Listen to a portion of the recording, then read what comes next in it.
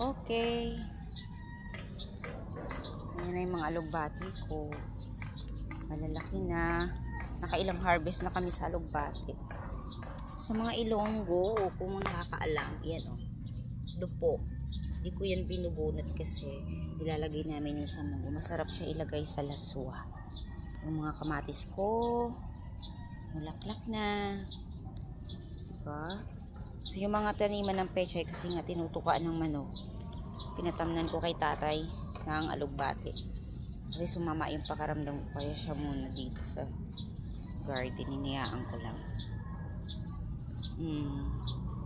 Lalaki na yung mga kamatis namin. Pati yung ampalaya. Yung unang bunga nito na sira kasi kinainan ng insekto. Ilan yan? Ito palaki pa lang. Ito malaki na siya. Konti na lang. Meron pa yan dito. Saka dito. See? Saka ang ganda kasi yung binhi na yan, galing yan sa binhi naming ampalaya. Tapos ito pa isa, ang apat na puno ng ampalaya. Binili lang namin yan, tapos pinatuyo namin, tapos nilagay namin dun sa flower pot, ano ba tawag dyan, sa paso. Pinatubo namin, tapos nilipat lang dito sa garden. So, aking dahon na, yung aking sili na mulaklak na, yay! Ayan na siya. Bunga na. Wow, hello. Siling haba yan. Mga sitaw ko, hindi pa nag-ugulay. Sila talaga yung pinakahuli. Ayan, patola. Patola. Yung patola mabigat. Yan ang sabi ko kay tatay. Itutumba to ng patola yung namin. Gapangan. Kasi mabigat talaga to as in.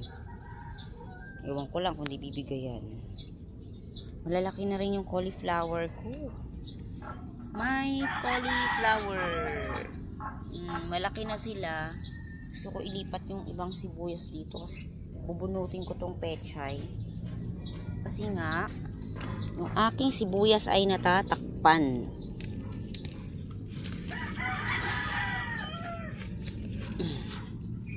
Mamatay siya pagka So, binunot ko na lang. Saka itong mustasa. Para hindi mamatay yung sibuyas ko. Namatay yung iba ilan na lang nabuhay. Natakpan kasi. Yung sa luyot, ngayon pa lang siya malaki.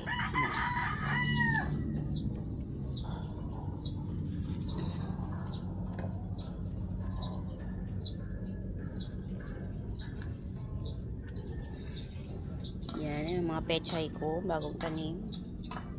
Nakakatuwa.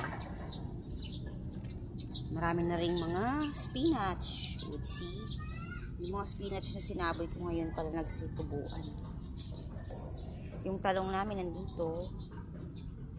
Habang nagpapatubo ng kamatis. Maliit kasi yung space namin. Ayun lalaki ng aking cauliflower. Laki na sila. Yung iba tinutuka ng manok. Yung hindi lang tinutuka ng manok yung mustasa. Diba? Oh, lalaki na ng mga cauliflower ko. Sana na kayo. Magsi-flower na kayo. Aratilis ulit. Kain tayo ng aratilis. Mas matay ng kamay. Palit natin ng kamay.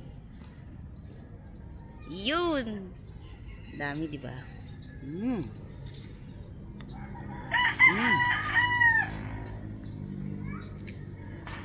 Bye-bye. Kain mo na ako, aratilis.